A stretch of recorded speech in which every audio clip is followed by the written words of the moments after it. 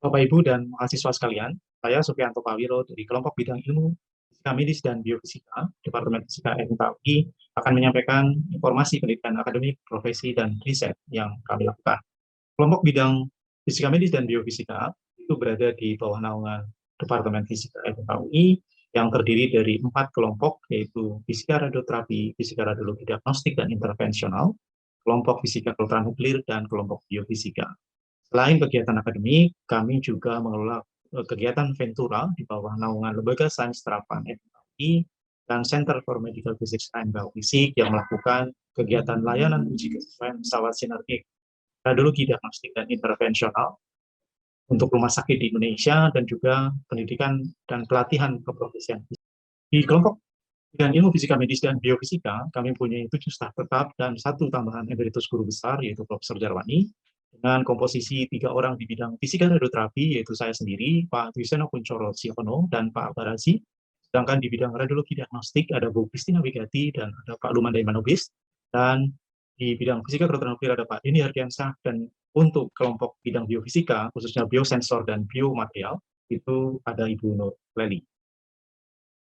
Sejarah pendidikan akademik fisika medis di Departemen Fisika FKUI dimulai tahun 98 dengan pembukaan program peminatan fisika medis dan biofisika pada program sarjana.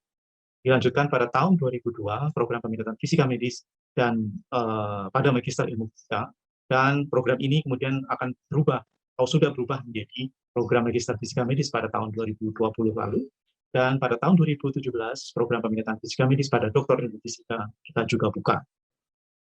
Untuk pendidikan profesi atau keprofesian, kita pertama kali dibantu oleh International Atomic Energy Agency dalam rangka penyiapan peralatan, penyiapan infrastruktur sumber daya, dan pembimbing klinis di rumah sakit. Tahun 2015 kita lakukan uji coba pelatihan dengan penyusunan kurikulum, testing, dan sebagainya. Tahun 2016 kita mempunyai pilot, ya, pelatihan profesi dan residensi spesialis, dengan beberapa kandidat yang sekarang sudah bekerja di rumah sakit, dan pada tahun 2018 kita membuka pelatihan profesi dan residensi spesialis yang dibuka untuk umum. Dan sekarang pelatihan profesi dan residensi spesialis lulusannya sudah berkiprah di rumah sakit Indonesia. Pelatihan profesi ada 198 yang sudah lulus, dan untuk residensi spesialis ada 5 orang yang sudah lulus, dan kurang lebih 10 orang yang sedang masa residensi spesialis. Dan informasi lengkap ini bisa dilihat di cmpb-ui.org. Terima kasih.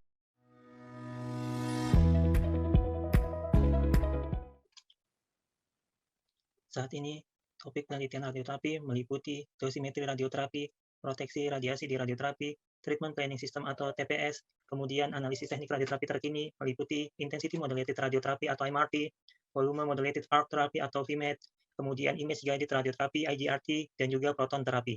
Semua penelitian di atas dilakukan baik secara eksperimen maupun secara simulasi.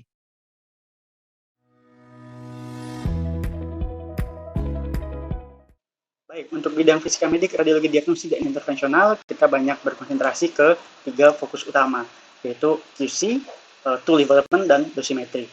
Dan yang menjadi fokus akhir-akhir ini memang tool development dari segi hardware dan software.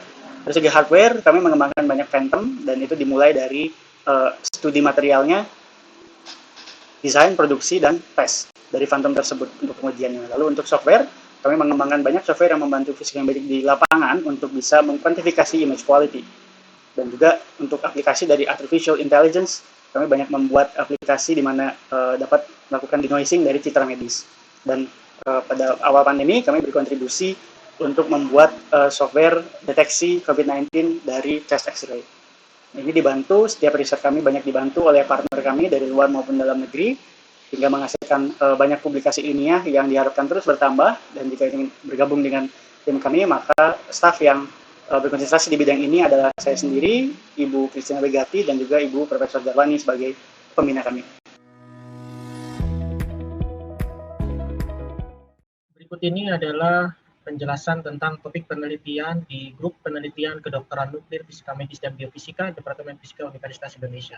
Secara umum, topik penelitian di kedokteran nuklir dibagi menjadi 2 topik besar. Yang pertama adalah tentang diagnostik fungsional, dan yang kedua adalah radioterapi molekuler. Di mana di diagnostik fungsional kita melakukan penelitian untuk beberapa jenis imaging seperti planar, PET, dan SPECT, dengan topik penelitian, beberapa diantaranya adalah clustering lesi kecil dengan machine learning, kuantifikasi image, pembangunan in-house software diagnostik, analisa resolusi spasial dengan metode 4 dimensi, analisa heterogenitas tumor dengan machine learning, dan lain-lain. Demikian untuk radioterapi molekuler, kita juga bekerja untuk PRRT, PSMA, dan tiroid dengan topik analisa ketidakpastian dosis serap radiasi, simplifikasi treatment planning menggunakan metode non-linear mixed effects dan PBPK model, uji reproduksibilitas metode matematika untuk treatment planning, pembangunan in-house software treatment planning, dan lain-lain. Nah, ini adalah beberapa contoh produk dan prestasi yang telah kami hasilkan. Yang pertama ini adalah produk yang kita gunakan untuk treatment planning tiroid, dan ini adalah untuk kuantifikasi.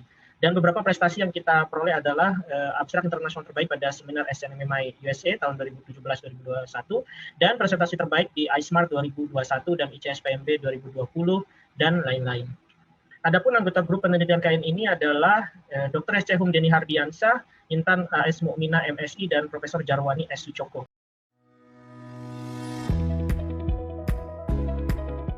Selamat pagi. Material pengganti tulang. Ini aplikasi material pengganti tulang.